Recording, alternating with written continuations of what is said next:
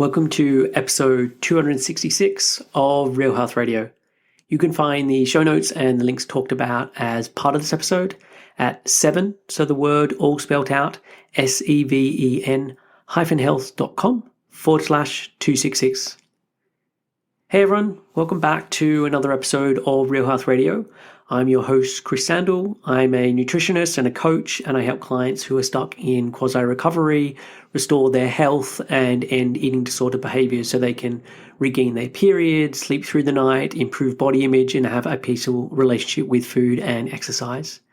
And today on the show, I am chatting with Henry, and he's a client that I started working with back in September of 2021. As you'll hear, he'd been struggling with an eating disorder for many years, which included lots of overexercise and exercise compulsion. And while he'd worked with other practitioners, he was still struggling. And it's always hard to cover everything in a conversation like this. And one of the first things that Henry mentioned after we finished the recording was just how much we didn't get to talk about.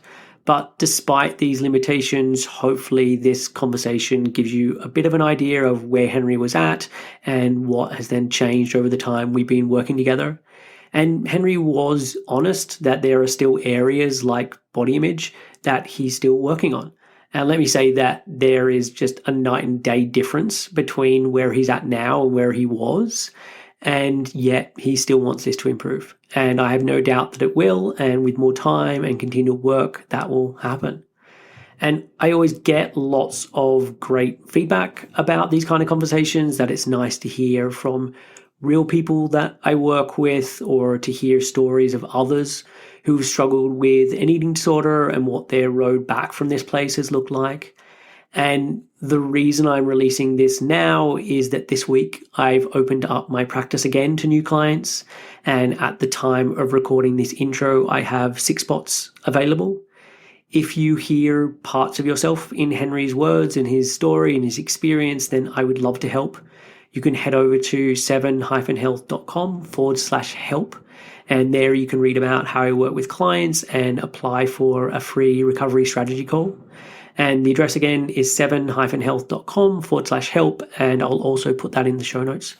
So with that intro out of the way, here is my conversation with Henry.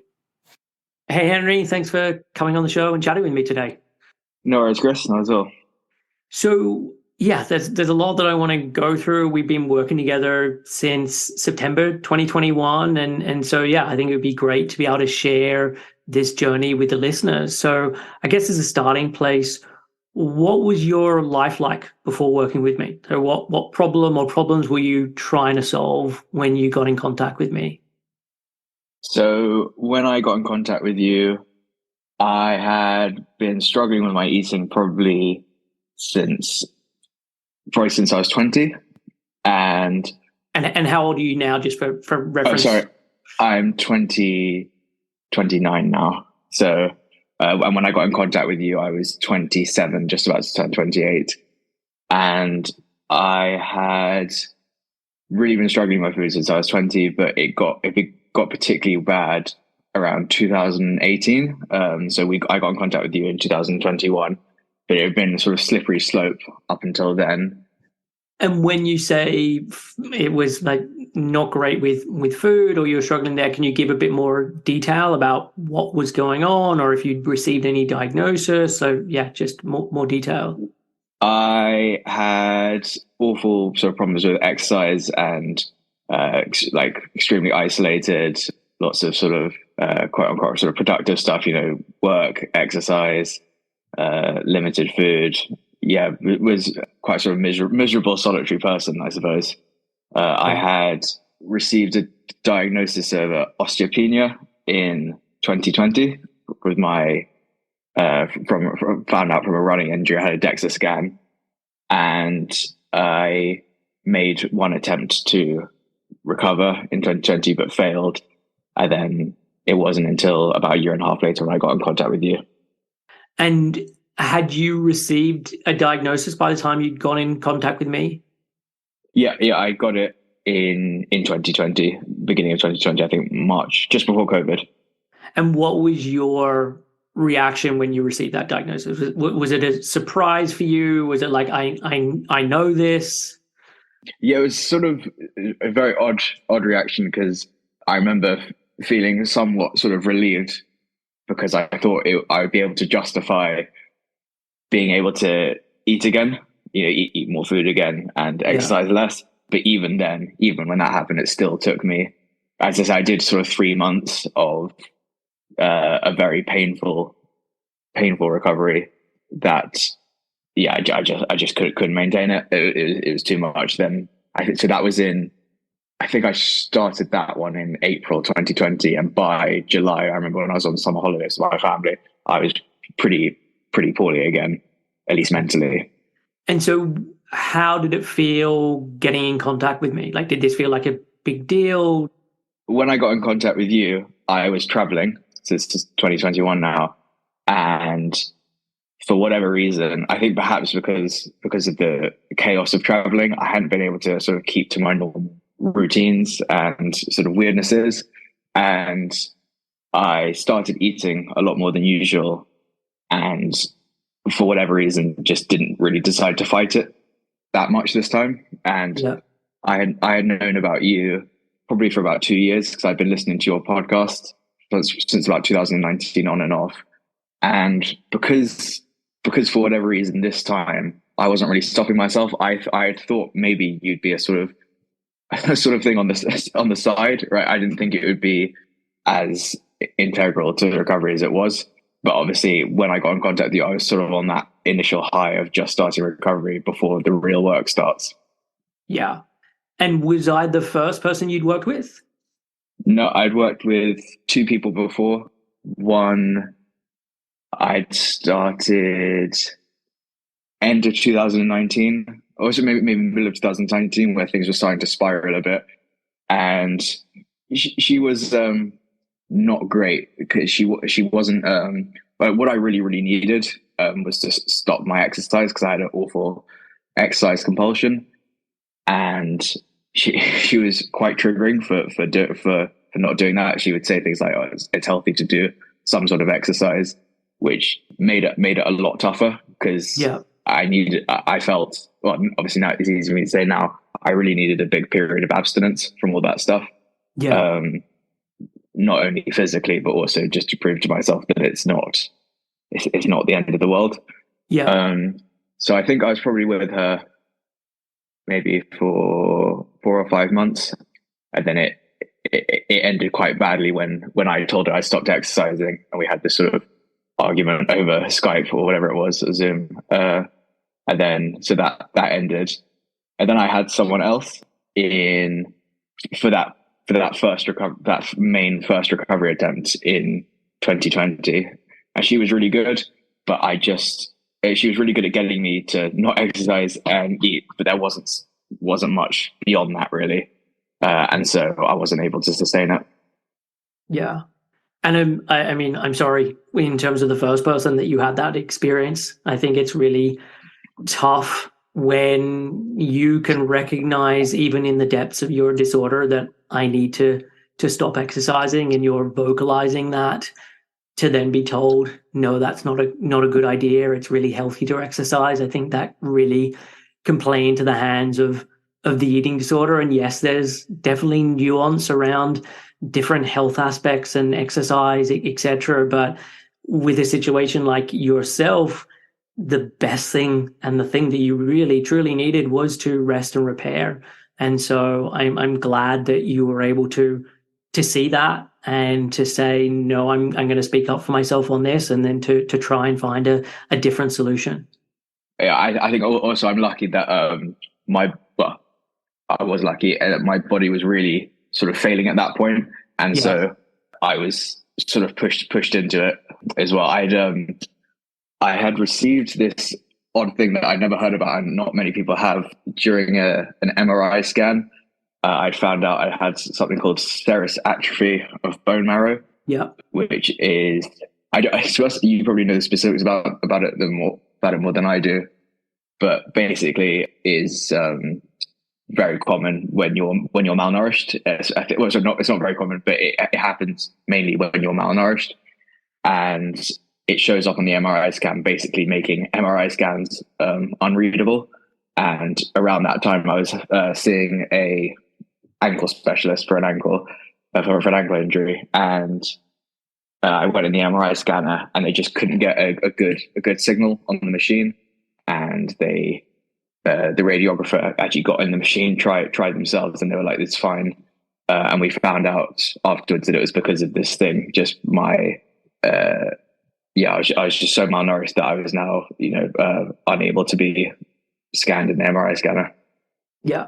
Yeah. Well, I had not heard of this condition before you brought it to my attention, and I've looked into it, and then I've subsequently written an article all about bone health, and I included information about this. So I'll put that in the show notes as well. But yeah, this is something that is very uncommon, but is connected to malnutrition, and yeah, was a real indicator of just how much your body was at that breaking point. Yeah, and it's odd because I remember that day very well, and even then, it was just so hard to make a change. Hearing any result that I heard from a medical result I had, which was just crying out to me to change the way I was living, sort of, that and low testosterone and all these things. It still just took me months and years to make any sort of change. Yeah, which is the unfortunate reality for most people. I think there is this idea that I'm going to hit this point of rock bottom, or when I find out this bit of information, then I will make a change. And the reality is that's just not usually what happens. And sadly, as eating disorders get worse and worse in terms of being in a more energy depleted state, it changes your mind, it changes your brain, it changes how you perceive things. And so as things get even worse, it becomes even more challenging to make that change. Yeah, that's certainly true. No doubt a correlation between either the lower the lower my weight got, or the sort of more I restricted, the harder it got to get out of that cycle, because it all became, well, that's just what I do now. Yeah. And so I know you said you'd been listening to my podcast for a couple of years, but was there anything in particular that made me stand out as a coach or a nutritionist, or as someone who was going to help solve this problem? Like, why did you pick me? Well, firstly, there is the fact that you're a man, and most of the people that I found were women, and not that I had a problem working with women, but I felt, because even now, most of the sort of talk around eating disorders and all that stuff is around women. Yeah. And that can be relatively isolating or stigmatizing in its own way. Yeah. So there was the fact you're a man. Also, I knew from listening to your podcast that you were going to make me abstain from exercise, and I really knew that was like massively key to this, probably more so than the food, because it was just that it was really my struggle. And I guess mainly just the fact that I enjoyed listening to your shows, so I would have assumed that I would enjoy working with you as well. Okay. And so from your perspective, can you describe what the work we did together looked like? Like, how was it for you? What stands out? There was obviously a lot of practical stuff. So I think we started by making sure I had one rest day a week, and then maybe introducing something like, I remember introducing sort of milk back into my diet 1 week. And then I think when I first started seeing you, I was seeing you every fortnight. Yep. And so every fortnight we'd sort of knock something down, but it wasn't linear like that. There were a few times where I regressed or I struggled. And then in those cases, we'd sort of just stay the course rather than adding anything new into the mix at that point. And then there was the sort of other side, which is the more psychological aspects, is why am I doing this? And, learning things about self-compassion, which people always think they know, because it's a relatively, people talk about it a lot now, but it's one of these things. It's much easier said than done. It really does require, it's work. It is work, and it's challenging. And I definitely didn't always do it right, but yeah, it's massively effective when you look back. Those other things, doing the body image exercises. You had me take photos of myself, which I absolutely hated doing for weeks and weeks and weeks, just until it became normal. And yeah, lots of we did lots of journaling in the beginning, and we did food diaries.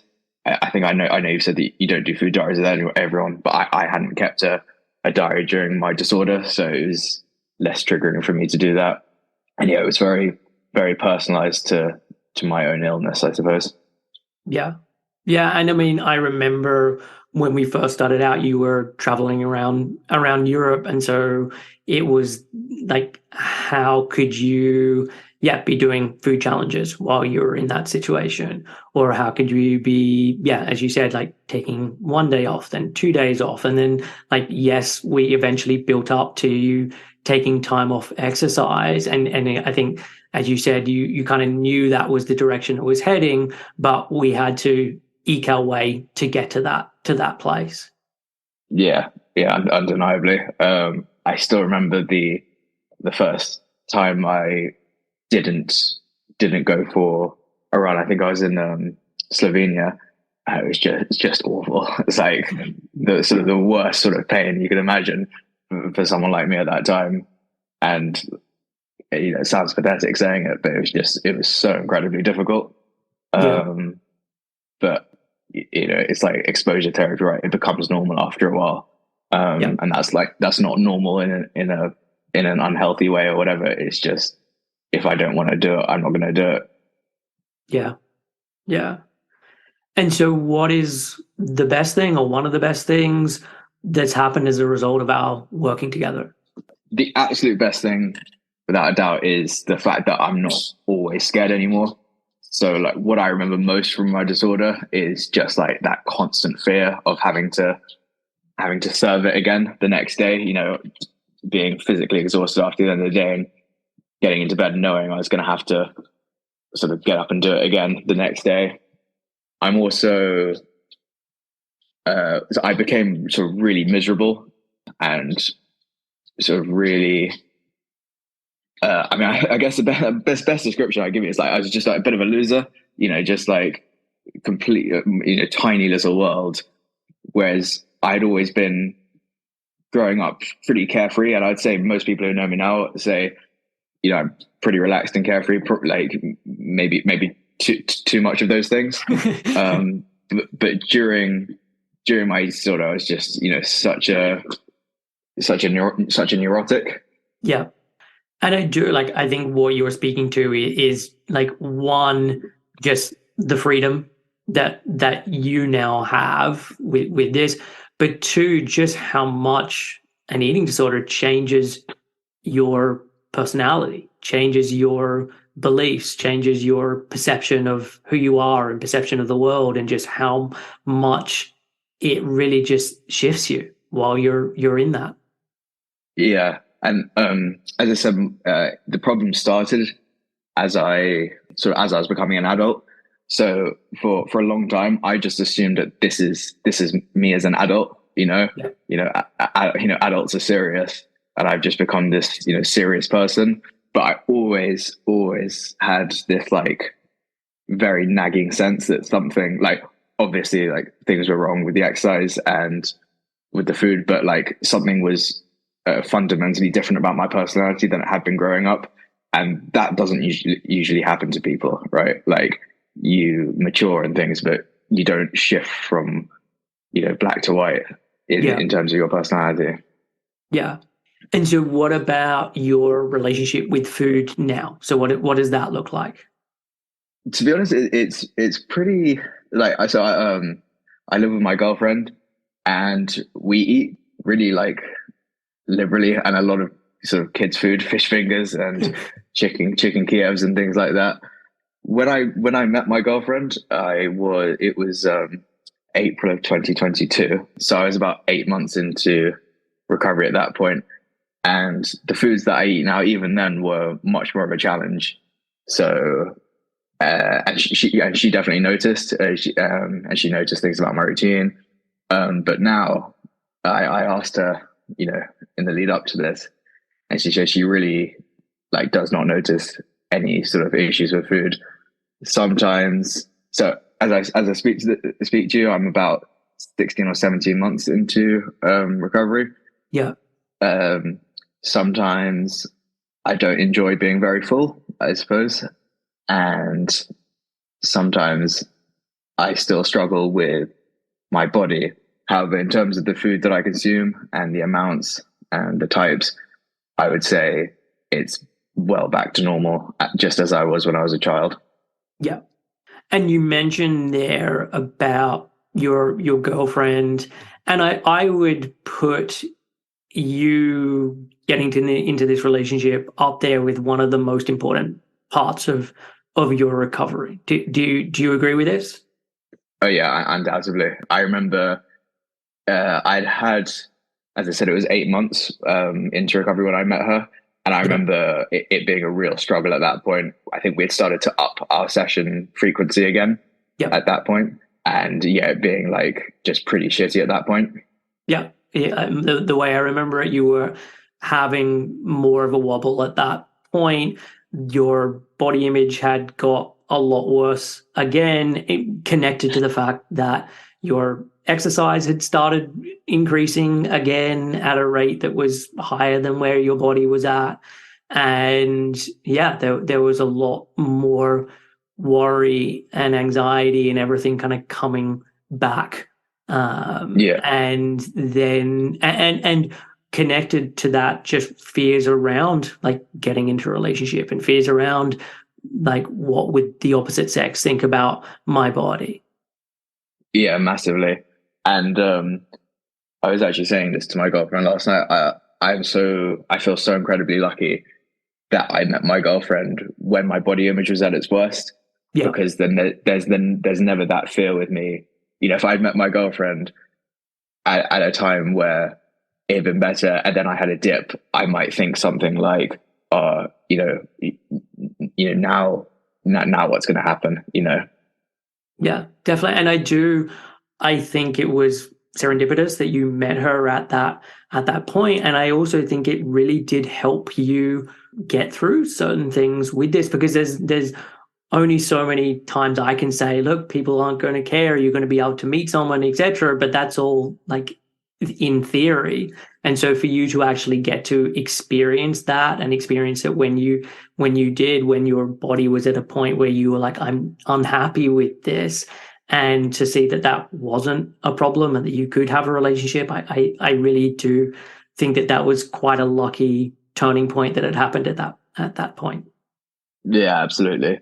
And there's some things. So when I met her, I still had a relatively rigid routine, sort of like productive, quote unquote, productive routine.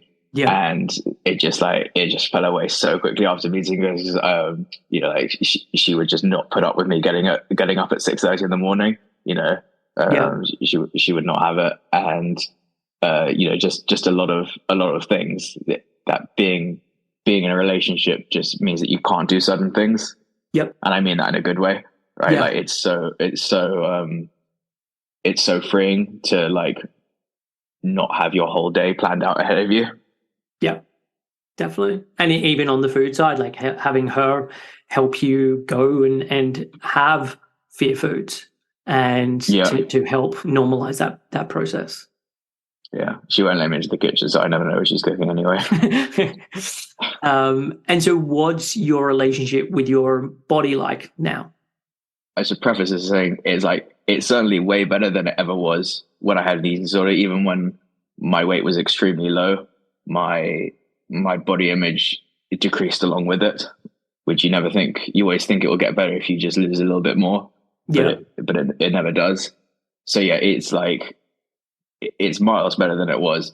I still struggle with it a little bit, never enough for me to sort of contemplate messing around with my food again or increasing my exercise. But I guess it's like someone who maybe doesn't like their nose or something like that. It's a bit of a niggle, and maybe if I had a magic wand, I would change it, but I'm not really willing to put in any amount of significant effort to do it. Yeah. And I think, though, what you're speaking to is kind of the reality of what a lot of body image work looks like. Like, body image work isn't about getting to the place that you think every part of your body is stunning or that I should be on the front page of Men's Health magazine. It's recognizing, okay, there are parts of my body that I like, there are parts of my body that I don't like as much, but how I see my body isn't going to have an impact on how I live my life. It's not going to stop me going and doing certain things that I want to do, or it's not going to stop me eating certain food. And so it's not necessarily about liking every part of it, but can you have respect for your body? Can you live a life that is still in alignment with your values, even though the body isn't the thing that you would design if you did have that magic wand? Yeah. And something I always remember is there were times when I had, a relatively desirable body.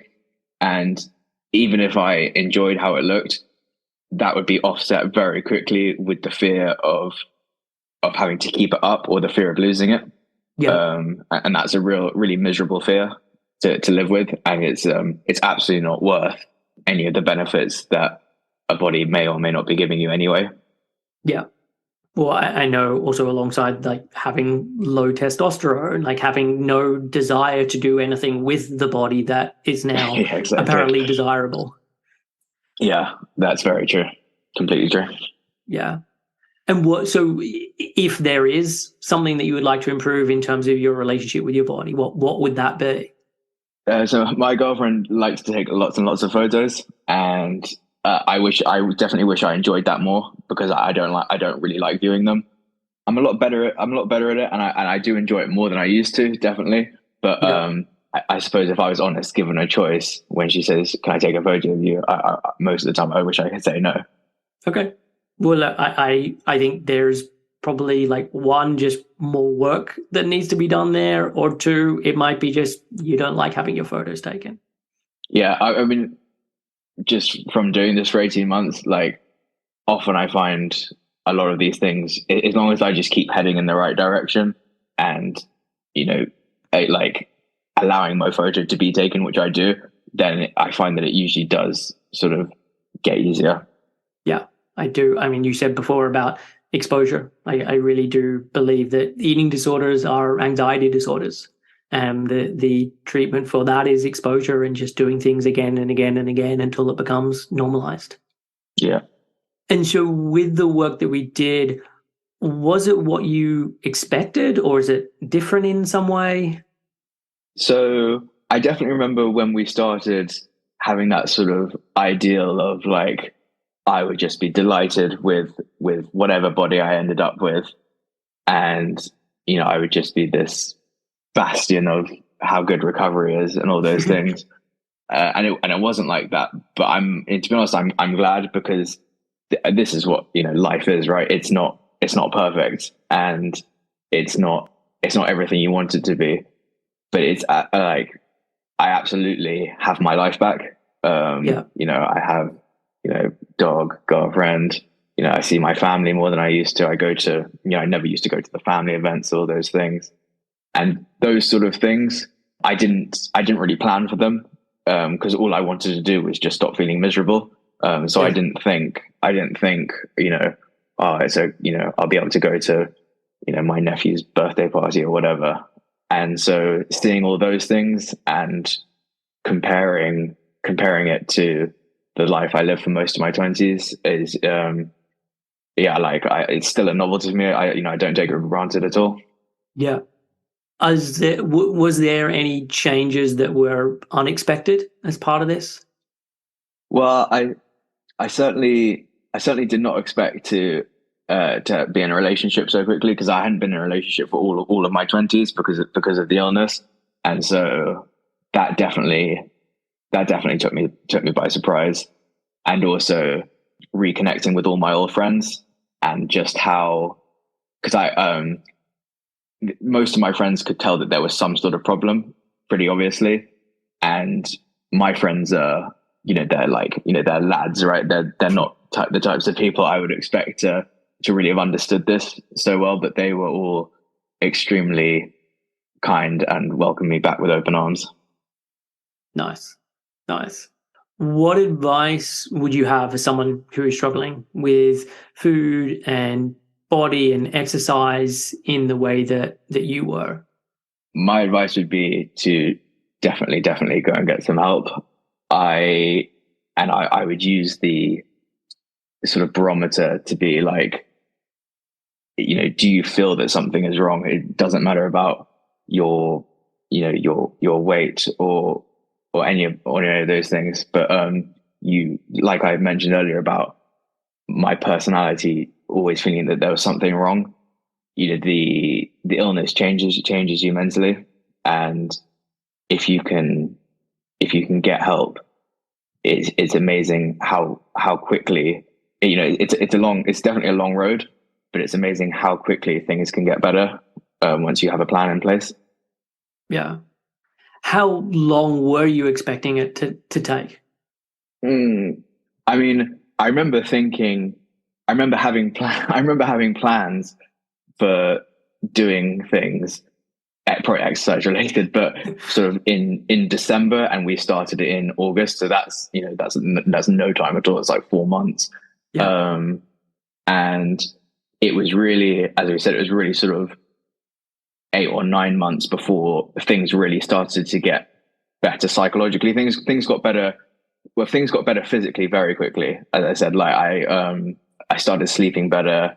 I used to get up to pee at night all the time, Yeah. and sweat a lot in bed and things like that. That I remember going pretty quickly. But some of the things like body image, well, body image is still ongoing, but like those sort of things, it was really about 8 or 9 months. And I also had the boost of meeting my girlfriend, which probably sped me up a bit, I suppose. Yeah. And the reason I'm asking this is that I think there can be this unrealistic expectation about how quickly things are going to improve. And yeah, I mean, I'm pretty honest about this when I start working with someone, of like just that how long it can take to do the nutritional rehabilitation, how long it can take for your perception and your thoughts and all of that to start to change, the psychological components connected to this. And so yeah, I'm glad that you were able to share how long you've been working at this, and that there is still work that you're continuing to do. Like I do think that there is still changes on the horizon for you with this, and that this isn't completely done. And so yeah, just having a realistic understanding of how long this takes, that this isn't something that is dealt with within a couple of months. No, and there's a lot of like automatic thoughts that just take a long time to remove. If for example, me with the photos, right? Like that, it feels very automatic, right? It's like if someone throws something at you and you put your hands up, it feels just like that. Yeah. There's no control over it. And I remember having that a lot with just random triggers, seeing someone run when I wasn't running. I remember it would cause me, sort of psychological pain almost. Yeah. And it takes a lot of undoing once you've been in it for a long time. Yeah. Well, I forgot to ask, like, what is your relationship with exercise like now? I mean, it's pretty normal. I jog a bit in the park. My girlfriend and I did go to the local leisure center where I'd swim for a bit. But yeah, I never do anything. Like I used to race run and run for much longer than I do now. So I will potter about in the park with my dog, but I never go for very long anymore. I walk the dog as well. I used to do a lot of I guess circuit classes, Yeah. sort of high intensity stuff. Like I never ever do that sort of stuff. One, I have no desire to, but two, that sort of those things are so linked to my disorder that I would just stay away from them, I think, for a very long time. Yeah. I did also play football for a bit when a few months ago, but I stopped doing that because I was always getting injured. Okay. Is there anything that I didn't either ask you or you didn't mention that you would like to add? One thing I would add is those issues that I had, the serous atrophy and the osteopenia, they all developed whilst I was at a normal BMI. So I think that's always something that's worth noting, because I suppose, understand if someone was listening to that thinking I was medically underweight, but I actually wasn't at that time. Okay, cool. Well, I think that is definitely helpful to add, because someone's listening to your voice, listening to your story, they have no idea what size your body was or what size your body is now as part of this. And so for you to say that, I think is really helpful for people to know. Yeah.